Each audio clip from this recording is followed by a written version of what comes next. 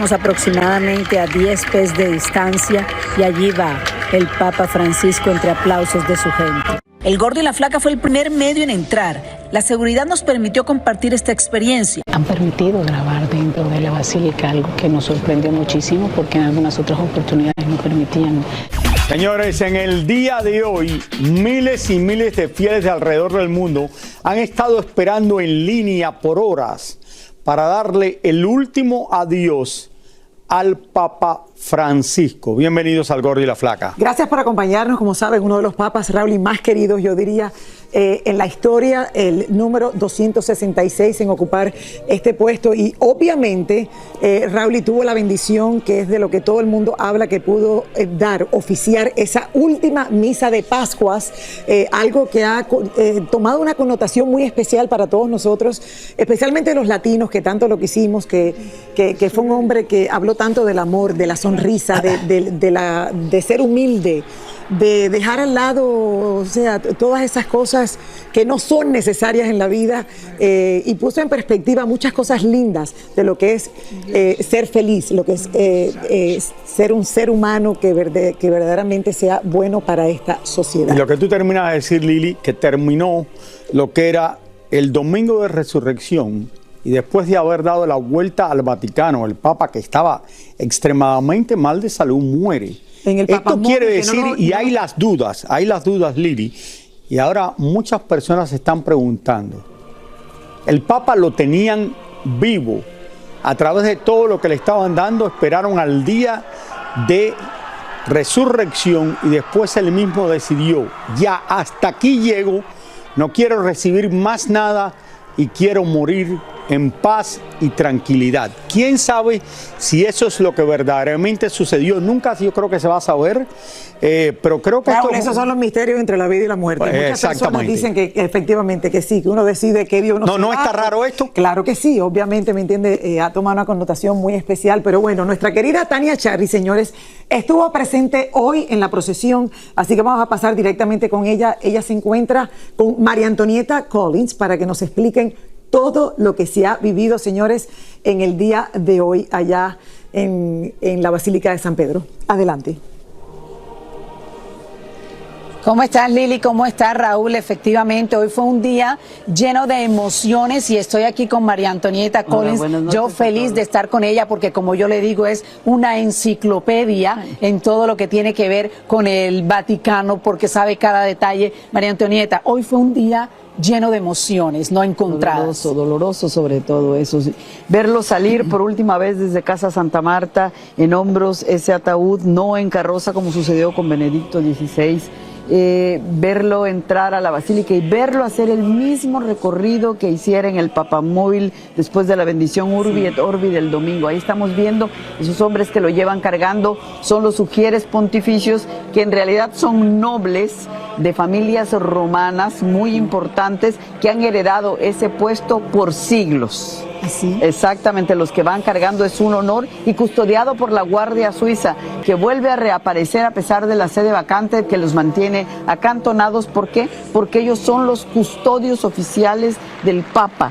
Custodian hoy su cuerpo como custodiaron su vida 12 años. Ahí están entrando a la basílica, a la misma basílica donde él estuvo tan solo el domingo de Ramos para dar una bendición. Y aquí estamos viendo el momento en el que no catafalco con almohadones de terciopelo y plumas, sino simplemente su ataúd expuesto para que lo vieran sus fieles. Porque él lo decidió así, ¿no? Él lo pidió así. Y expresamente está escrito que todo lo que vimos ahora, estar al frente del baldaquino de Bernini, estar ahí depositado en el altar de las confesiones, el altar más importante que tiene la Basílica de San Pedro, todo fue expreso deseo de él. Mac, y después que estaban los obispos, los cardenales, venía muchísima gente que me di cuenta porque yo estaba allá abajo, que supongo yo que eran trabajadores del Vaticano, gente cercana a él. Es lo que se llama la familia pontificia, quienes son las personas que de corazón estuvieron con él. 4 laicas que hacían consagradas, que hacían el trabajo doméstico. También estaba encabezándolos don Daniel Pelizón, su secretario privado por tantísimos años, que se veía roto. A él lo vemos cuando sale de la capilla de Santa Marta, ir poniendo la mano sobre el féretro de él, quizá pensando cuántas veces ambos estuvieron caminando por Santa Marta a lo largo de estos 12 años. Las personas que me dices que llevaban el féretro, los sugieres pontificios, no hay otra persona, si de repente el Papa hubiera dicho, quiero que me lleve esta persona, bueno, no es posible. No, sí, son su expresa voluntad. Por eso hizo lo que se llama Ordo Exequiorem Pontifici hace 6 meses. Él escribió exactamente lo que él quería que fuera. Y fue así, pero mira, a mí me sigue impresionando. Me sigue impresionando cómo entró a la basílica por esa puerta de Filarete, la puerta principal. Y si se dice que logras la indulgencia plenaria, si te confiesas, te comulgas, no estás en pecado capital y entras por la puerta santa, él lo hizo el día de hoy. María Antonieta, se dice que los otros papas utilizaban 3 tipos de ataúd al mismo tiempo. Eso se acabó con él. Él decidió que no. Pino, uno solo, decía, antes era cedro, pino, el de plomo. Aquí únicamente es uno de cedro, de madera de pino, para recordar que él es un hombre común y corriente.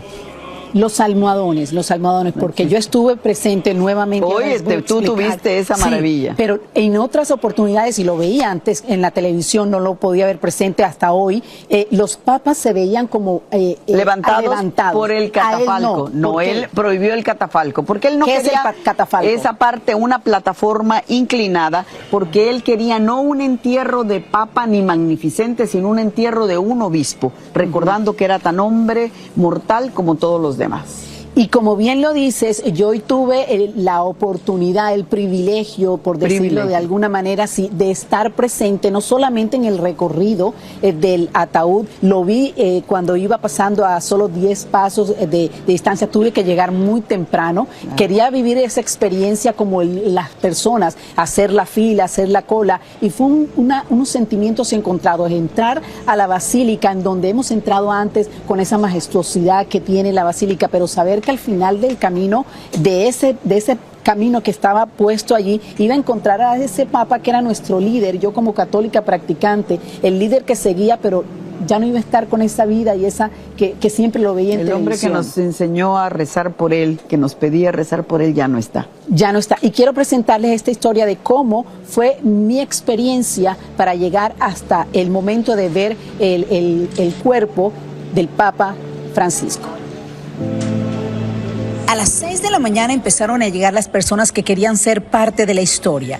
Querían estar en el momento en que la procesión pasara al lado de ellos. Nosotros llegamos a las 7 de la mañana. Nos entregaron un libro de recuerdo y a las 9 en punto empezó la procesión. Y a solo 10 pies de distancia de nosotros pasó el féretro del Papa. Este es el momento en el que vemos pasando el féretro del Papa Francisco llegando a la Basílica de San Pedro. Estamos aproximadamente a 10 pies de distancia y allí va el Papa Francisco entre aplausos de su gente. Hubo lágrimas y aplausos. Ni siquiera los miembros de seguridad podían aguantar sus sentimientos. Poco a poco, la plaza empezó a llenarse con cientos y cientos de feligreses que a las 11 en punto empezaron a hacer la fila para entrar a la basílica. Ya vamos llegando al momento en donde ya faltan pocos pasos en los que podemos llegar a darle el último adiós al Papa Francisco. Han permitido grabar dentro de la basílica, algo que nos sorprendió muchísimo porque en algunas otras oportunidades no permitían que se grabara, pero en esta oportunidad han permitido que se grabe. El Gordo y la Flaca fue el primer medio en entrar. La seguridad nos permitió compartir esta experiencia. No prohibieron grabar y todo estaba con mucha organización. Y llegó el momento de estar enfrente del féretro del Papa y con mucho respeto como católica practicante le agradecí. Padre Francisco, gracias por todo lo que hizo por la comunidad latina. Ser parte de este momento histórico embarga una serie de emociones que a veces es difícil describir. ¿Qué sentiste cuando llegaste a donde estaba el ataúd con el cuerpo sin vida del Padre Francisco, el Papa Francisco? bendecimos. Obviamente es muy impactante, no esperé vivirlo, pero me siento afortunada de vivir pues como esa experiencia. Vine desde muy temprano. La verdad es que fue un momento muy especial, sobre todo tomando en consideración que yo no sabía que iba a venir a Roma, o sea, me decidí en las últimas semanas en venir acá y que haya coincidido este momento en el cual yo pueda estar acá en el momento de poder darle el último adiós es muy especial, sobre todo tomando en consideración que yo también soy sudamericano y es un papa al cual nosotros le tenemos mucho afecto. Uno de los obispos, gran amigo del Papa y que ha estado presente desde la muerte del mismo, dice que el mundo perdió un gran líder. Tiene la ventaja que tenemos los obispos, que nos recibe también. Pero el Papa extiende, digamos, su amor, su testimonio de fe y de esperanza absolutamente a todos los fieles. Las filas continúan y ya se prevé que se rompa un récord de asistencia, porque solo el día de hoy ya han entrado aproximadamente 1 millón de personas a rendirle respeto y tributo al Papa Francisco.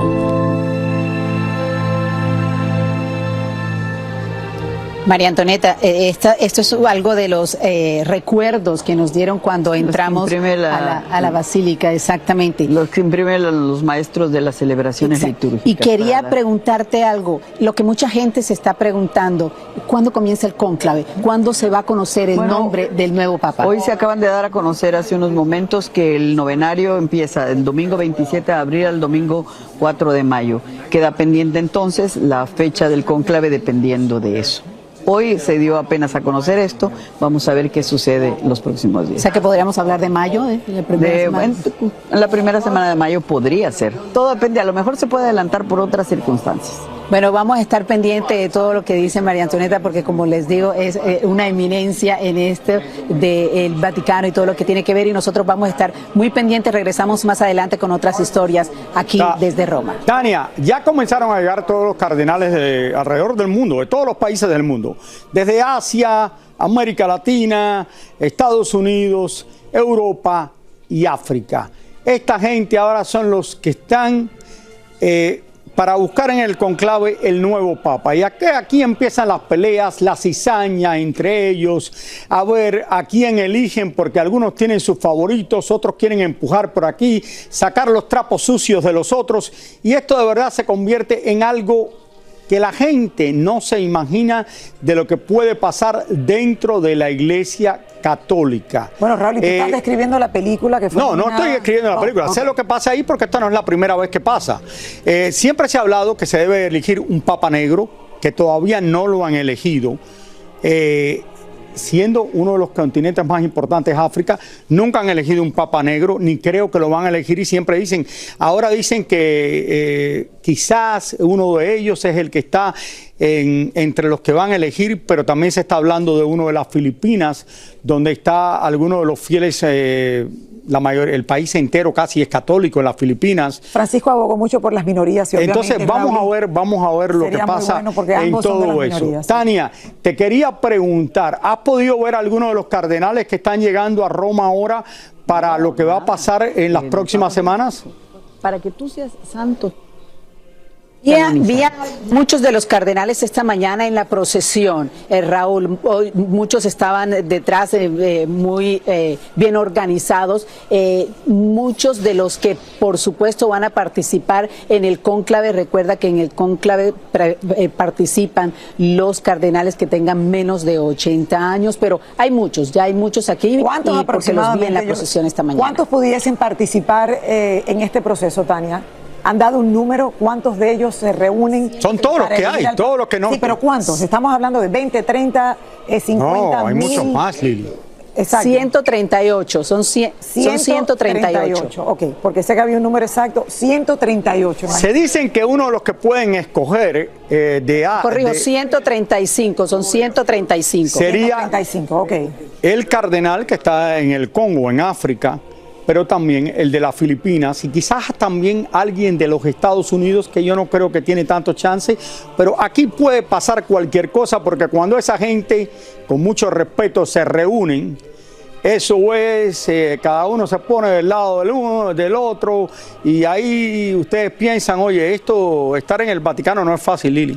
estar en ningún lugar y ser es fácil, cardinal no es fácil, y esa gente están con la maraña entre uno y otro, su favorito, quién escogen, perdona que diga esto, pero es la realidad de la vida. Este fue uno de los padres más queridos porque verdad que era un hombre simple. Ustedes vieron lo que decidió dónde vivir, como dijimos ayer, le presentamos aquí. Como él decía, siempre estaba a favor de los pobres y siempre peleaba por el derecho de los que nadie oye. Y de las minorías. Y esto es lo más importante del mundo. Así es. Así que vamos a ver qué sucede. Gracias, Tania. Volvemos contigo un poco más adelante. Yo también quería decir algo.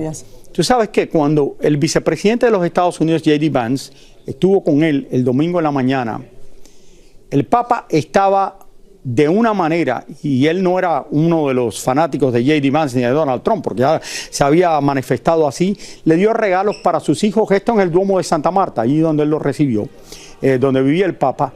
Si usted ve al Papa cansado, él como que quería salir de esto, le dio los regalos para los hijos, no protestó por nada, no dijo nada. Vi al Papa pero muy mal en ese momento, Lili. Claro, después de tantos días delicados, yo me imagino, Raúl, que él sacó las últimas fuerzas, como tú estabas diciendo al principio del programa, para lograr esa misa y esa última misa y ese último adiós en persona al pueblo que estuvo allí presente, y obviamente un momento súper significativo, y es el último político, o sea, del ambiente político que lo vio en persona. Sí, J.D. Vance. Y no dudo. Ya han salido muchísimas cosas de J.D. Vance, que si él fue porque le dio la mano, por eso el padre murió y todo eso, se ha salido, todo el mundo está hablando de eso, bueno, que verdaderamente una cosa no tiene nada que ver con otra. Pero sí te digo que sí creo que el Papa puede haber dicho, después del día de resurrección, decir, oye, yo no quiero más nada. Ya pasó este día, tuve la oportunidad de darle la vuelta aquí a la Basílica de San Pedro, todo esto de San Peter, y él dijo, oye, yo quiero morir en paz y tranquilidad, no quiero más medicina, no quiero más nada, porque esto está extremadamente raro, señores. Bueno, pero significativo. Pero mira, llegó al día. Muy lindo. Bueno, señores, y ahora regresamos. Muchas personas en Roma aseguran que han tenido una relación increíble con el Papa Francisco por su humildad y su sencillez. Bueno, vamos a regresar en vivo con Tania Charry, que pudo conversar con uno de ellos. Tania, cuéntanos de qué se trata esta historia. Adelante. Lili, Raúl es una de estas personas que amaban y querían muchísimo al Papa Francisco por lo que tú dices, Raúl y Lili, por su humildad. Pudimos hablar con la persona encargada de arreglar los zapatos y las maletas de los papas y en especial del Papa Francisco. Antonio Arellano llegó de Perú a Roma porque su sueño era hacer zapatos con el mejor cuero del mundo. Pero lo que nunca se imaginó es que sería el zapatero oficial de los papas. Cuando yo llegué aquí, abrí esta tienda, comenzaba a trabajar con tantos padres, y venían padres, monjas, de todo venían. Y así me han comenzado a conocer, y de ahí he comenzado ya a trabajar hacía la reparación de Giovanni II, y después ya he comenzado con Ratzinger, el Papa Ratzinger, y a él hacía zapatos nuevos y hacía reparación. Hizo una gran amistad con el Papa Benedicto, y cuando llegó Francisco, los zapatos eran diferentes. Porque como tiene zapatos ortopédicos, seguramente tenía miedo de que uno seguro lo vaya a lograr, pero no llegaba. Pero mi hijo sí arreglaba las maletas, las bolsas que llevaba, y eso sí, a veces se rompen, y como se rompen necesitan quien lo cosa, a veces del donde uno lo agarra, ¿no? Del asa, y a veces se rompen ahí o se malogran las chapas, y uno debe sacar las chapas, arreglarlo y para que no funcione. Pero es bonito porque cuando traen cosas así uno da más trabajo para el artesano. Ajá. Y el artesano trabaja, al menos hacen trabajar bien. Uno pensaría, ¿por qué no es mejor comprar una bolsa nueva o una maleta nueva? No, porque así demuestra él que las cosas no es que se vota solo porque uno se puede permitir. ¿Y era la misma maleta de siempre? No, varias. Sí, varias eran. Sí, no es que una siempre tenía como 3, 4 maletas. Francisco le dio una bendición especial por los 25 años de su matrimonio. ¿Cómo te cayó esa noticia cuando anunciaron la muerte del Papa? Guarda, cuando uno, en toda cosa, en todas personas que hay, a veces cuando fallecen uno se siente triste y basta, ¿no? Uno triste, no es que uno se alegra porque la persona... Claro. No, él ha sido nuestro Papa y ha habido un gran respeto por nuestro Papa. Y ahora necesita rogar para así que Dios lo reciba con alegría. Antonio no quería cobrar por el arreglo de las maletas del Papa, pero le exigieron hacerlo o lo llevaban a otro lugar. Otra de las cualidades de Francisco, siempre ayudando a la gente. Personajes como estos son los que hemos encontrado aquí en Roma, en donde vamos a seguir pendiente de lo que esté pasando con el fallecimiento del Papa Francisco. Regreso con ustedes al estudio, Lili Raúl. Gracias, Tania, gracias. Todo, vamos a tener mucho más de todo esto. La semana completa con Tania, también Jordi Martín. Está en vivo desde el Vaticano diariamente, y María Antonieta Collins con Noticiero Univisión, que la van a ver en todos los programas. Que regresamos en solamente un minuto con más del Gordo y la Flaca. Ya regresamos. Bueno, señores, vamos a tener cobertura de todo lo que está pasando en Roma durante toda la semana con todo el equipo nuestro que tenemos allí. Lo último, hoy comenzó el funeral del Papa Francisco. Y recuerden que el sábado aquí van a tener cobertura completa del Noticiero Univisión de ya cuando lo entierren. Será muy buenas tardes. Efectivamente. Gracias por acompañarnos. Nos vemos mañana. Adiós. Déjame explicarle un poquito lo que pasó aquí antes de presentar el próximo reportaje que tenemos. Hace aproximadamente 7 años atrás, yo recibo una llamada y me dicen: Raúl, tú y tu esposa quieren venir con nosotros a Roma por una semana, irte a quedar a vivir justo donde vive el Papa Francisco. Y yo le digo, ¿qué? Sí. ¿Quieres venir? Nos vamos a quedar en el Duomo de Santa Marta, que es donde el Papa decidió vivir. Y yo le digo, ¿tú crees que me van a dejar entrar? Y me dice, sí, ya todo está arreglado. Tú vas a llegar allí con nosotros, ya ellos saben que tú... Pero allí no dejan entrar reporteros. Me dice, Raúl, no te preocupes, todo está hecho. Volé a Roma y viví una experiencia, igual que lo que he vivido a través de mi vida, miles de experiencias únicas que nunca en la vida se me va a olvidar. Vamos a ver esto. A ver. En estos momentos, donde la Iglesia Católica y sus fieles lloran el fallecimiento del Papa Francisco, quiero recordar una de las experiencias más increíbles que he tenido en mi vida.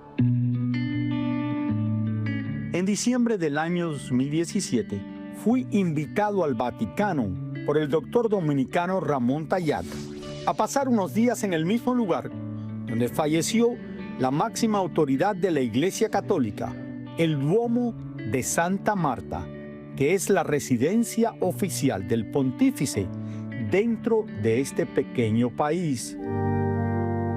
Aquí me hospedé en la habitación 216, ubicada en el mismo piso donde vivía el Papa. Cuando fue escogido como máximo jerarca de la Iglesia Católica, Francisco no quiso vivir en el Palacio Papal, sino en este edificio, ubicado justo detrás de la Capilla Sixtina, que es el lugar donde se hospedan los cardenales y curas que visitan Roma y el Vaticano. Esta era mi habitación donde dormí por 4 días, y en esta cama, que es exacta la que dormía el Papa, fue aquí donde también falleció el lunes en la madrugada. Un cuarto simple pero amplio, con una pequeña sala que tenía un escritorio y sillas, y la habitación con un baño. Todo esto comenzó el martes 11 de diciembre del año 2017, y en esa misma noche pude formar parte de la misa a la Virgen de Guadalupe, oficiada por el mismo Papa. Mi acompañante durante estos días era el arzobispo Bernardito Ausa, de las Filipinas, y embajador del Vaticano a las Naciones Unidas. Durante estos días veía diariamente al Papa Francisco desayunando a solamente unos pies de mi mesa, pero había una regla que había que respetar: no fotografías dentro del comedor. Y si el Papa no venía a verte, tú no podías ir a saludarlo tampoco. Allí desayunaba y comía diariamente junto al cardenal de Boston, Sean Patrick O'Malley, quien se dice que había quedado de número 2 en la conclave que eligió al Papa Francisco. Visité el Palacio Papal donde han vivido la mayoría de los papas, un lugar lleno de rincones extraordinarios y unas vistas espectaculares de la Plaza de San Pedro y toda la ciudad de Roma. Aquí no dejaban tampoco entrar a mujeres y mi esposa no me pudo acompañar. Las excavaciones debajo de la basílica y las catatumbas en el medio de la oscuridad también son impresionantes. Estamos viendo en este momento algo único. Estas son las tumbas que hay debajo de esta basílica y donde se encuentran enterrados muchos de los papas. También visité los jardines privados del Vaticano decorados con fuentes y esculturas que cubren casi la mitad de este territorio, y durante el Papa toma el helicóptero cada vez que viaja al aeropuerto. Fue casi una semana llena de fe y recuerdos que culminó con una misa privada en la misma tumba de Juan Pablo II. Fueron unos días que nunca olvidaré. Un viaje al corazón de la religión católica en el país más pequeño en el mundo, y donde se alberga la máxima institución de esta religión. Un lugar lleno de misterio para muchos, reliquias e historias. Este es el Vaticano. Lili, lo interesante de esto es que el Papa vivía en la habitación número 201. Murió en esa habitación. Yo estaba en la habitación 216. Mi esposa no se podía quedar en mi habitación porque no podía estar una mujer y un hombre, y ella se tenía que quedar en otra habitación en el mismo piso. Me dijeron que si el Papa yo lo veía entrar en el elevador, yo no podía saludarlo si él no me saludaba a mí. Saludé y conviví con muchísimos de los cardenales más importantes en el mundo. El Papa nunca vino a saludarme porque quiero decirle una cosa. El segundo día que estamos allí nos están presentando a todos. Y cuando me ven a mí en la línea, éramos como 10 personas que habíamos venido con el doctor Ramón Tayac.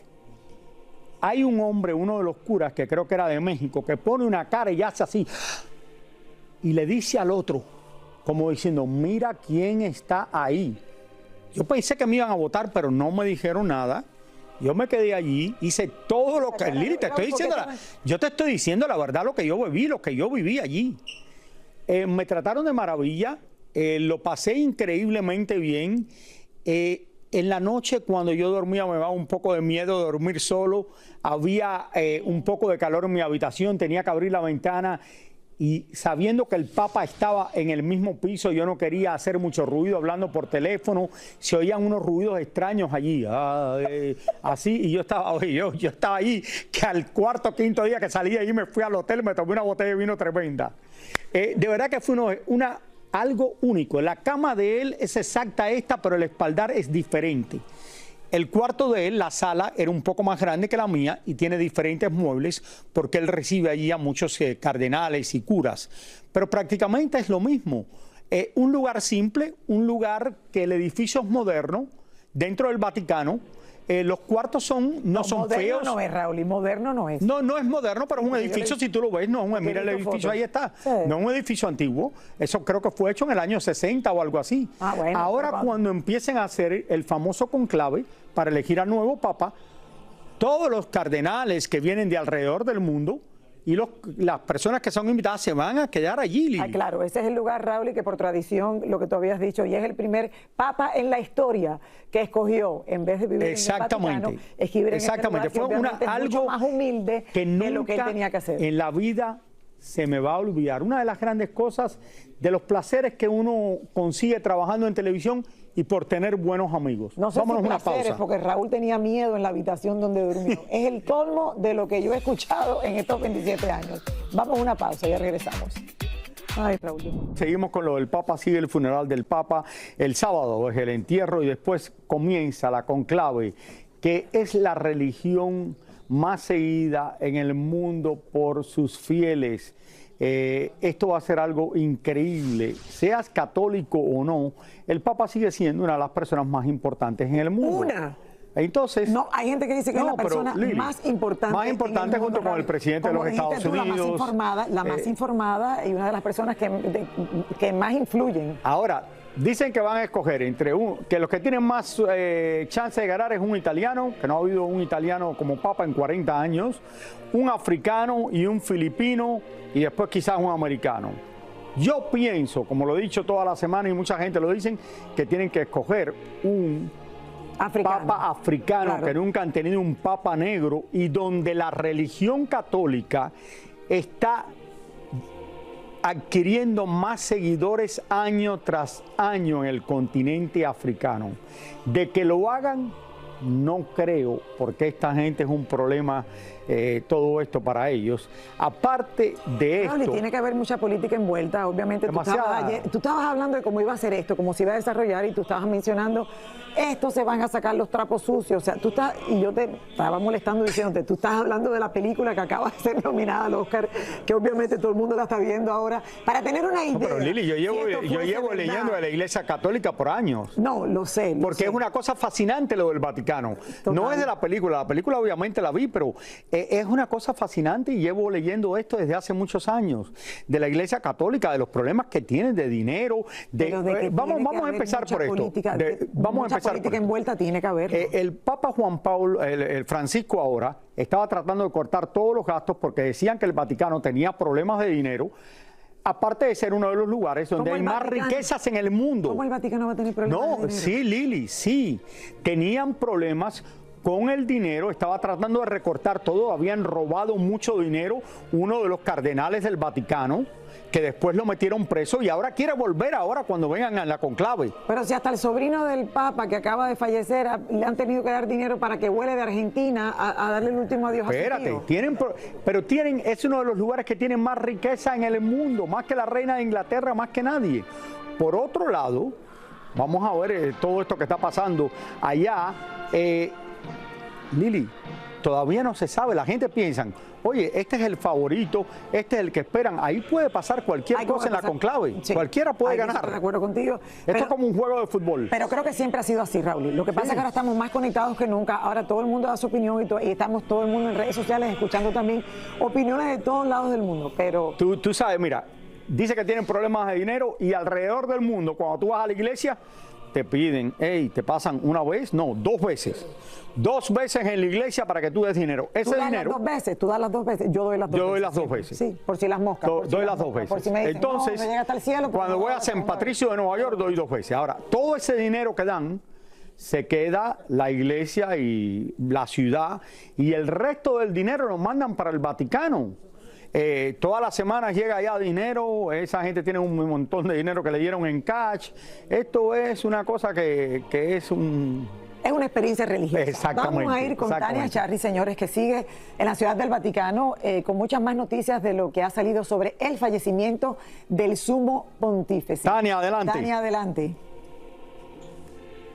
¿Cómo estás, Lili? ¿Cómo estás, Raúl? Efectivamente, es un tema fascinante del que todo el mundo está hablando en estos momentos en el mundo entero. El fallecimiento del padre Francisco, del Papa Francisco, y quién va a ser su sucesor. Fíjate que ya el médico personal del Papa ya dio detalles de lo que sucedió la mañana del lunes. Él se despertó a las 6 de la mañana y empezó a sentirse mal, ¿no? Su enfermero privado y sus enfermeras, dice el médico, tanto que lo llamaron inmediatamente. Ellos empezaron a hacer llamadas al hospital de Roma para que estuvieran atentos porque aparentemente iban a regresar al hospital al Papa. De hecho, habían llamado también a la policía para que hicieran una escolta para que pasara la ambulancia que estaba llevando, que iba a llevar al Papa hasta el hospital y tuviera las calles libres. Cuando el médico llegó, ya el Papa había entrado en coma. Dicen que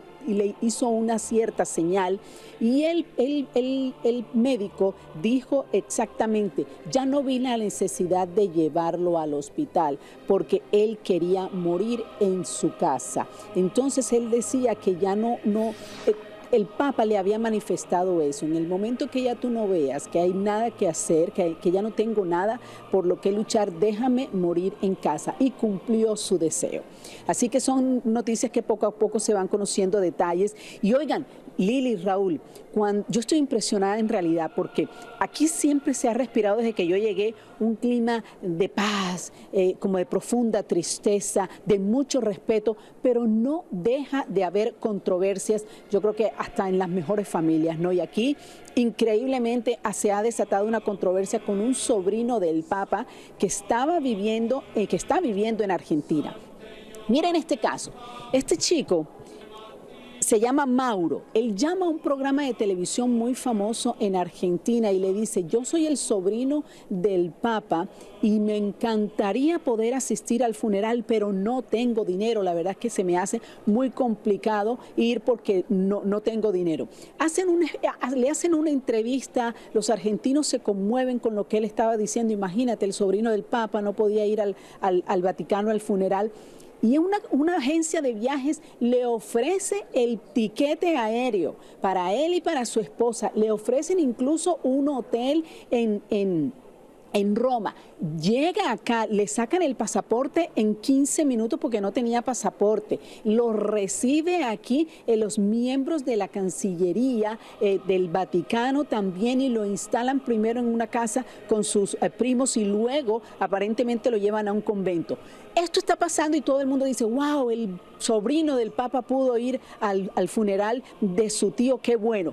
Pero aparece el secretario de Culto y Civilización, Nahuel Sotero, de la Nación de Argentina, y está aparentemente muy bravo porque dice que este joven se está aprovechando de la situación, porque él desde el primer momento en que el Papa Francisco estuvo internado en la clínica se comunicó con sus familiares, con la única hermana que está viva, con sus sobrinos más cercanos, con todas las personas que el mismo Papa, y él sabía que tenía comunicación constante. Y dice, no es posible que se estén aprovechando de esto, y siempre la hermana y los sobrinos lo primero que dijeron es, no queremos ni siquiera que nos paguen tiquetes para ir a Roma, porque nosotros queremos seguir con lo que nos enseñó Francisco, que era la humildad, la pobreza, lo que no necesitábamos, el derroche, y por eso incluso no están aquí. Él aparentemente estuvo ayer, ya él dice que él estuvo ayer en la basílica viendo a su tío. Nosotros hemos tratado de comunicarnos con él, estamos buscándolo por cielo y tierra. Aparentemente no solamente nosotros, obviamente, sino los muchos medios de comunicación que están aquí en Roma. Pero es como este escándalo en medio de todo este respeto que se debería tener con el fallecimiento del Papa. Pero espérate, Tania, ¿va a ir al funeral del Papa? ¿Es familiar del Papa o no lo es? Es familiar del Papa, es sobrino, pero aparentemente no tenía relación directa con el Papa. Él dice que se había comunicado hace tiempo con un par de emails con el Papa, pero lo que llama la atención es que el gobierno de Argentina dice, oye, los familiares no querían venir, nosotros les dijimos vénganse, y que no dijeron que no porque no querían hacer ese derroche. Están aprovechándose este hombre de la situación, aunque de una manera u otra, sí es familiar, pero familiar muy lejano, que nunca le importó su tío, si fuese tío, porque al final siempre se habló de una hermana, ¿no, Tania? Se había hablado que era una hermana la que él le quedaba en Argentina. Pensaba que le iba a tocar algo del Papa cuando repartan la fortuna, que no va a ir ninguna. El Papa siempre dijo que no iba a dejar por eso nada. te digo que no hay ninguna.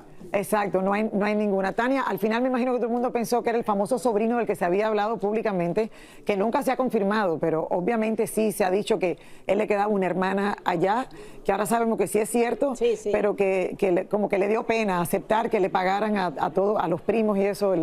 Quiero decir una cosa, Tania, volvemos contigo más adelante, Tania.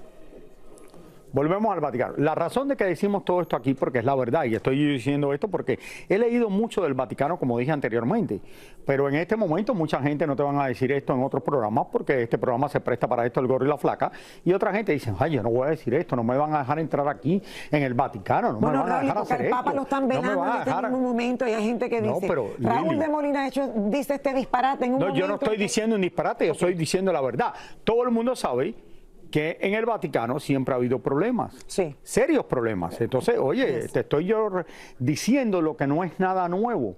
Pero en este momento mucha gente va y no lo quieren decir. En Argentina sí lo dicen en la televisión en muchos lugares. Bueno, a lo mejor lo podemos decir el lunes, Raúl. No, bueno, el lunes ya es el funeral y después empieza, bueno... vamos a ver cuándo finalmente sale, si esto lo van a elegir, porque como dice Guerra, tranquilo, no sé quién. No, va y no eligen al nuevo Papa en una semana o en dos, o va y le eligen en un día, quién sabe. Cuando se reúnan todos estos... Mira esto, Lili, esto es algo que es fascinante ver estas imágenes. Es fascinante ver las imágenes. Dime dónde tú puedes ver esto en el mundo. No, solamente en el Vaticano, Raúl, y en momentos como este. O sea, el respeto y lo que se vive ahí, este proceso. Como han dicho en otras ocasiones, uno tiene que seguir las señales del Vaticano. Así sea por humo, así sea una cinta que ponen, así sea una manera, como que ellos tienen su manera de anunciar, sin tener que... La diferencia, vamos a decir, de los judíos y los cristianos, los dos creen en Dios, pero uno no cree en Jesucristo. Entonces no están muy lejos uno de los otros. Es una cosa de verdad. Los problemas en el mundo, la mayoría de ellos son por las religiones. Y esto, cuando uno ve todo esto del Vaticano y se queda con la boca abierta viendo eso, te digo una cosa. Uno de los lugares más fascinantes, como yo te dije, la experiencia de vivir en el Vaticano. La otra es ir a la ciudad de Varanasi en la India, donde he ido 2 veces, donde van los budistas a morir. Otra cosa que tiene que ver con la religión. Sí, yo sé todo, pero entonces yo creo que lo de la religión en el mundo entero es una de las cosas más fascinantes que uno puede ver. Ah, no, claro, por eso te dicen, no se habla de religión, señora, hay cosas de las que no... Señores, esta mañana regresaron a la Corte Federal de Nueva York Luigi Mangione, el acusado de el presidente de la compañía United Healthcare, y P. Diddy también, para responder a una nueva acusación. Bueno, Yelena Solano se encuentra en la corte, así que pasamos con ella para que nos cuente todos los detalles de estos 2 casos. Adelante, Yele. Saludos a ustedes, imagínense, Viernes Santo, y aquí estamos, señores, en frente de esta corte. Les cuento que P. Diddy y Luigi Mangione, por otro lado, los dos estaban supuestos a presentarse en esta corte, pero vamos a Luigi Mangione. Él estaba supuesto a comparecer ante el Tribunal Federal. No se sabe exactamente qué fue lo que pasó, pero la corte fue pospuesta para el 25 de abril. Les cuento también que un gran jurado en Nueva York pues aprobó la presentación de 4 cargos federales, entre ellos 2 cargos relacionados con acoso, uso de armas de fuego y homicidio, y esto pues le abre la puerta a la fiscalía para solicitarle la pena. Por su parte también los abogados defensores de Luigi, ellos alegan que la decisión del fiscal de solicitar la pena más bien una maniobra política. Cabe mencionar que este es un caso muy mediático, ustedes saben que ha dado muchísimo de qué hablar, que a Luigi aquí en la ciudad de Nueva York inclusive lo consideran un héroe, e incluso él ha recibido casi $1 millón en donaciones de parte de los fanáticos. Y hablando de fanáticos, aquí estaban más de 30 personas que vinieron con pancartas, Free Luigi, otras a cantar, apoyar a Luigi. Y por otro lado, el caso de P. Diddy, que nadie se imaginaba que P. Diddy iba a estar aquí. Pues señores, les cuento que también ya faltan solo 3 semanas para este juicio de P. Diddy, donde en el día de hoy Diddy compareció frente al juez y el juez rechazó la solicitud de la defensa para posponer la fecha de juicio el 5 de mayo. Es decir, que ya lo querían postergar hasta el mes de julio, alegando que la fiscalía pues tardó en entregar algunas pruebas para revisión. Diddy se declaró también inocente de un nuevo cargo con el que lo acusan de transporte de personas a través de la frontera para actividades Se comenta, se dice que existe la posibilidad de que Jennifer López pues testifique en el juicio referente a la del Club Nueva York, donde eso sucedió ya hace varios años cuando ellos eran novios, ya que una de las víctimas heridas en esa época, cuando pasó eso en el Club New York, pues ella está dispuesta a testificar en contra de P. Diddy. Mientras tanto, pues las autoridades intentan presentar ese episodio como parte de un patrón de conducta violenta y criminal. La defensa de P. Diddy también acusó a la fiscalía de usar evidencias alteradas y buscan impedir que el video de la agresión de Casey, la exnovia de P. Diddy, Casey Ventura, llegue al juicio. Yo no sé qué tú piensas de todo esto que está pasando, Raúl, pero cabe mencionar que P. Diddy se apareció con el uniforme khaki, está también canoso, un poquito más gordo que nunca. Ahí estaba su madre por un lado, uno de sus hijos por otro lado, quien por cierto se apareció con un perfume que no nos quedó de otra que empezar a destornudar todo el mundo ahí en la corte, bastante exagerado, por cierto. Yelena. O sea. Yelena, ¿y tú te acuerdas, hablando de este caso, dónde escondió la pistola? Yo me acuerdo. P. Diddy en aquel momento que tú estabas reportando desde Nueva York. Bueno, muchas personas estaban diciendo que fue en la cartera de Jennifer López. No, se sentó en ella. Bueno, que fue ella eso que es lo que estaban diciendo, claro, y otros eso es lo que se dice, que sentó estaba en sentada ella. y se sentó y ahí escondió la pistola en aquel momento. Bueno, era su novio. Que llevaba P. Diddy. Bueno, pero Jennifer López no tiene nada que ver con esto. Estaba creo que era media novia de él en aquella época. Gracias, Yelena. Sea como sea, Raúl, y esto va a ser un caso bastante interesante aquí en la ciudad de Nueva York. Los dos. Los dos, exactamente. El hombre este que se ha convertido en un héroe después de matar a un ejecutivo, el jefe de quizás la compañía de seguro más grande que hay en este país. La compañía que, mira, tenemos esa misma compañía aquí en Univisión de seguros. De salud. Seguros de salud. Que obviamente la gente lo ve como un héroe porque estas compañías de seguro en Estados Unidos, tú tienes un problema y muchas veces te dicen no calificas, sí, no te vamos a pagar esta medicina, no te vamos a pagar esta operación, no te vamos a pagar esto, aunque tú pagas unas primas muy grandes al año o mensualmente, y la gente ve que esto, lo que está pasando en este país, que con las compañías de seguro, que creo que son de los lugares donde las compañías de seguro ganan más en el mundo. Es que es muchísimo lo que cobra un seguro, lo que se paga mensual. Entonces, no, y lo que gana la compañía. Lo que gana la compañía, y como dices tú, hay gente que además se dedica solo a ver cómo hacen para no cubrirte las cosas. Más de una vez uno utiliza el seguro y dice, no, estoy cubierto, y después te llega la cuenta y te vuelves a enfermar inmediatamente, bueno, se te baja otra vez la tensión. Sí, pero bueno. Señores. Bueno, mira, te digo una cosa, mi experiencia con las compañías de seguro. A mí me habían aprobado cuando yo me iba a quitar esto, porque ahora la barriga, después de perder de peso, me cuelga mucho. Más piel, sí. Y me la tenían que quitar, me la iban a operar y todo eso. Me lo aprobaron al principio, después no me pude hacer la operación porque estaba trabajando y esto y lo otro. Ahora la segunda vez me dijeron que no, me lo negaron. ¿Ah, sí? Sí, no te lo vas a hacer, eso es una cosa cosmética. No es cosmética porque el mismo doctor mandó por la razón que me lo tengo que hacer, porque ya perdí tanto de peso que me molesta, que me hace daño, claro, que todo eso. Dijeron incomoda que no. Para la vida entera. Te incomoda para vivir, pero... ¿qué te puedo decir? Dijeron absolutamente no y lo han negado ya como 5 veces. Nos cambiamos de seguro, Raúl. No, vámonos a otro seguro a ver si se te lo cubre. No sé, por ahí no es. Oiga, la tragedia en la discoteca Jet Set en Santo Domingo, República Dominicana, vuelve a ser noticia. Es que el dueño del lugar finalmente dio una entrevista y Yelena Solano en vivo nos cuenta con detalles. Adelante, Yelena, la tragedia más grande que ha habido en la historia de República Dominicana. En un lugar como este, una cosa inimaginable y que le costó la vida a tantas personas. Adelante. Buenas tardes, Raúl y Lili. Así es, este es un tema bastante sensible para nosotros los dominicanos, un tema que jamás vamos a olvidar, esa tragedia del Jet Set. Y bueno, mientras todo está en investigación, muchas personas están demandando, todos queríamos saber qué fue lo que pasó y finalmente Antonio Espaillat da la cara. Yelena, yo acabo de regresar de República Dominicana el domingo, Raúl. Obviamente se siente una energía baja O sea, era Semana Santa, que normalmente a los lugares que uno va hay muchas personas que están de viaje, están celebrando. La música estaba bajita, la gente está, todo el mundo, Raúl, hablando de esto todo el tiempo.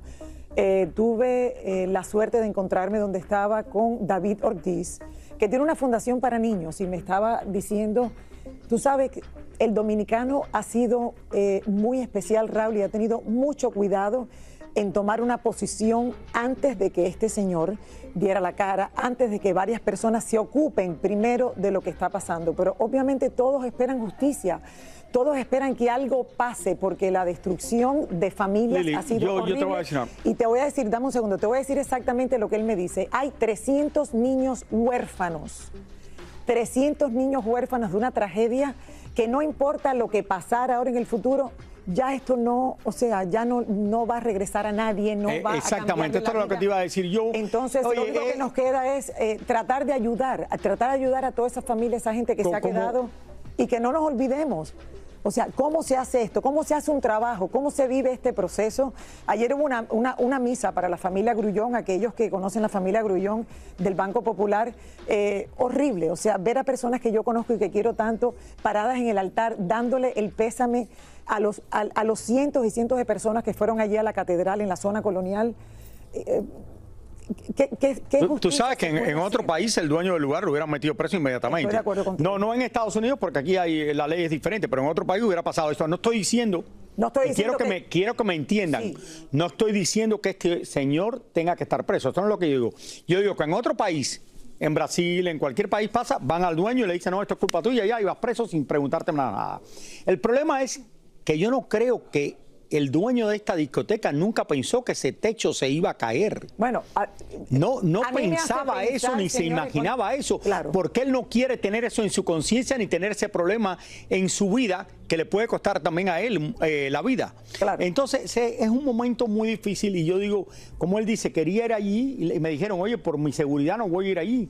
Y al fin y al cabo, por ser el dueño, y es el dueño, lo hacen el responsable de esto. Total. Pero no creo que él también nunca pensó, oye, el techo se va a caer, el techo está en mala situación, que sí lo debieron de haber visto antes. Bueno, especialmente en un lugar que vibran las paredes con la música y todo. Si aprendemos de esto, todos chequearíamos los techos de nuestras casas, Raúl, y de nuestros negocios. Porque vámonos a una pausa, regresamos con más del Gordo y la Flaca.